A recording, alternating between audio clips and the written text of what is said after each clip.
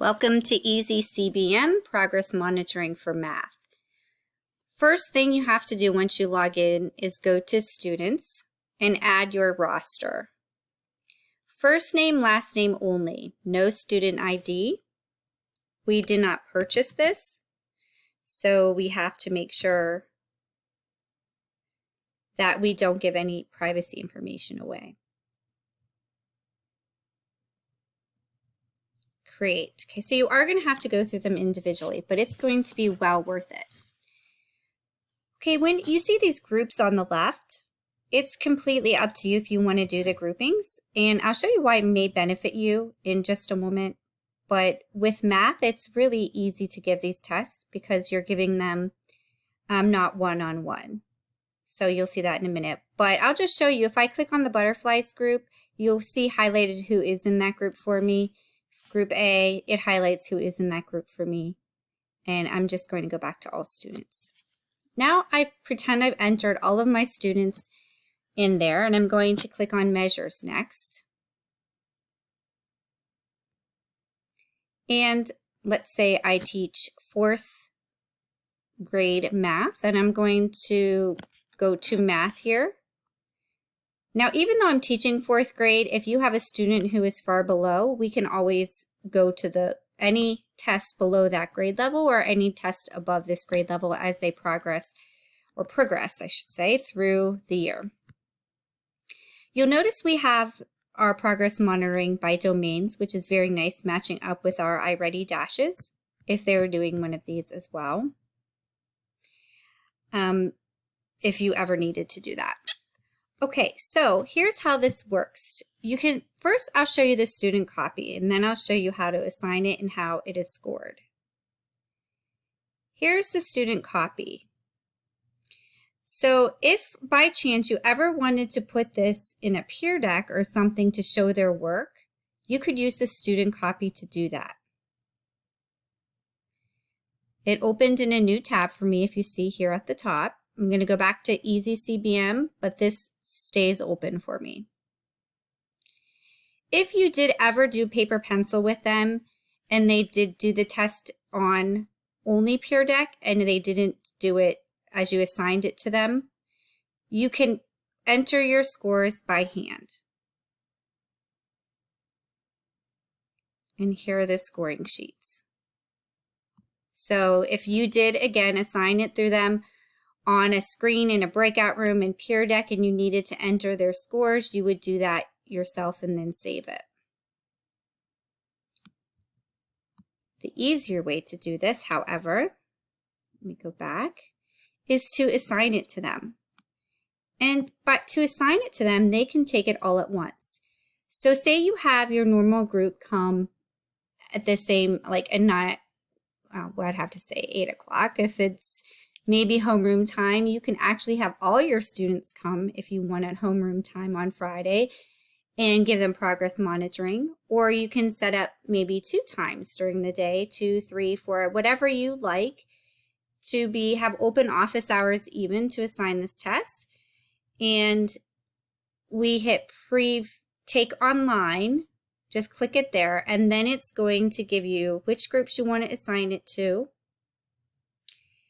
And we want the detailed scoring. Now I'm going to show you a preview of what it looks like for them, and then I'm going to show you again how to assign it and what it looks like. So say you've assigned it to them, this is what it looks like. They do all multiple choice all the way through. And hit next. I'm just going to get through this for you. Demo student that just took 16 out of 16 questions, so when they are done, it shows them, thank you, you're done with the test. Let your teacher know that you have completed the test. Okay, let me get back where we were. And I'm going to show you enter to take online again. You saw the preview of what the student's going to see. And then I'm actually going to log in as a student and show you that way too. So I'm going to assign it to all students.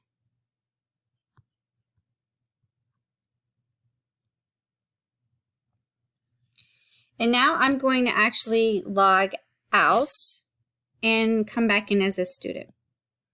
Okay, so this is the student's view now. They have the same app or web address as you do to log in, only they click students click here. Type in your teacher's name. Well, that's my username. And then go. Okay, and then this is the student here. They have to select what group they're in. So if you had groupings here, they could easily identify that, or I'm just going to click all students. And then they have to find their name. And the test, that's the only one that was assigned to me. If you remember, I just assigned this test, grade 4, you'll see right here, first progress monitoring, grade 4_1. Okay, that was the only one that was assigned to me, so that's the only one I can take. So if they're in live session with you, they're going to be taking it on their own screen. Okay, take test, and look, here we go. I'm going to get through this, so I'm going to pause and then show you the results. Okay, now this time I'm not a demo student, so it actually doesn't only just say thank you, you're done with the test. It's telling me what I have wrong and what I have correct, and I have 69%.